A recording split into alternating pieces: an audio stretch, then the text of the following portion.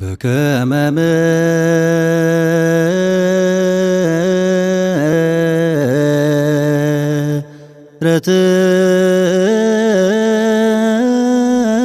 ምሕረትከ itti dhiyaachuu hin dandeenye keessa in jiraata namni takka isa hin argine isas arguus hin danda'u jedhe dubbata. Isin Waaqayyo dhalateera nama wajjin jiraachaa jira jechaa jirtanii maaf akkas jetture? Ani kanan amane isa wangeelli naaf hime sanan amane tokko lammata irratti demoo quraanni sinatti meeraa jechuudha. Bakkoota baay'ee isiniif kennuu danda'a. Garuu kan baay'ee jaaladhu suuraa Ikilaas boqonnaa takka hanga afurii yoo dubbistan ta'e. Kanaaf nutis wangeelli keenya kan nutti himee fi wangeela keenya irraa kan baranneen alatti waan biraa wanti nuti barsiisnus hin jiru. Wangeela Maatewos Yohaannis boqonnaa 11:25 irratti akkana jedha. Wangeela Yohaannis boqonnaa 11:25 irratti akkana jedha.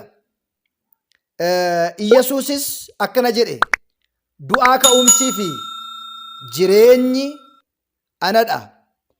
Kan natti amanu yoo du'e illee jiraataa ni ta'a. Jiraataa kan ta'es immoo kan natti amanu hunduu hanga baraatti hin du'u.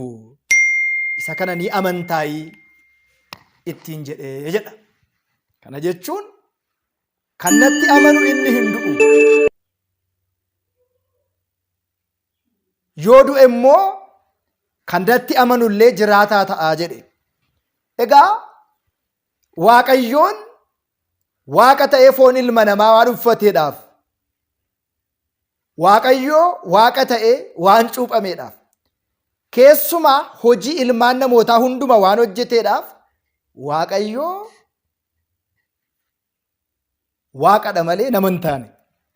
Nama ta'eera fooniin, foon ilma namaa uffate. Gaa qulqullichi Yohaannis wanti hundumtuyyuu isaatiin ta'ee jedhe. Kanatti amanti manni kiristaanaa keenya waan ta'eedhaaf egaa yeroo baay'ee namoonni baay'een macaafa qulqulluu ni dubbisu malee hiikkaa isaa hin beekani. Namoonni baay'een ni dubbisu malee hiikkaa kitaaba qulqulluu waan hin beekneef baay'ooliin isaanii dogongoraas jiru waan ta'eedhaaf obboleettii keenya kanaatiif akkamitti Waaqa ta'ee du'uu danda'e? Waaqayyoon immoo kan arge hin jiru. Innis immoo ifaan bara baraan ni jiraata. Kana jechuun Waaqayyo hojiidhaan, waaqummaa isaatiin, Waaqayyo hafuuradha, bakkaan hin daangeffamu, iddoon hin daangeffamu, arguun hin danda'amu, qaqqabatamuun hin danda'amu. Inni ifaan garuu bara baraa ni jiraata, Waaqadha, Waaqa bara baraas waan ta'eedhaaf akka raajicha yookiin immoo Nabiyyuu Muhammed nuti isaatiin raajiidha hin jennu yookiin immoo akka namoonni baay'een Nabiyyuu Muhammeditti amanan sana miti. Kan mana kiristaanaa keenyaa isa kana waan ta'eedhaaf egaa caqasni kun obboleettii keenya kanaatiif erga Waaqayyo hin duune maaliif dhalatee, Waaqayyo akkamitti isa qofaatoo hin du'e, akkamitti du'e, akkamitti dhalate? Kan du'e bar foon ilma namaati. Foon ilma namaa uffate sanatti du'e. Kan awwaalame isa kanadha. Waaqayyo Waaqadha.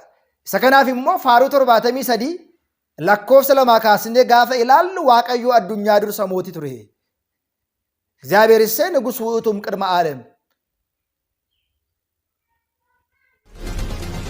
አንተ አጽናይካ ለባሄስ Waaqayyo addunyaa dura mootii ture. Biyya lafaa gidduudha ammoo qoricha taayisee inni jedhu iccitii ilmi namaa ittiin fayyu, iccitii fayyinaa, dubbii fayyinaa ofiisaa gara biyya lafaa dhufe Addaam dogongoree mootummaa isaa yookiin immoo gannata gane sanaatiif deebii guddaa kan ta'eera. Inni guddaan egaa wangeela Yohaannis boqonnaa 19 gubbaa irratti xumurameera jedhe. Fooniin biyya lafaa keessa deddeebi'uun, foon ilma namaa uffatanii du'uun, rakkachuun barri 5,500 sun xumurameera gaafa jedhu xumurameera jedhe hojii foonii hundumaa hojjetee gara samiitti ol deebi'e. Isa kanaaf qulqullichi Phexros caqasanii sila isinii kaa'e sana akkana jedha.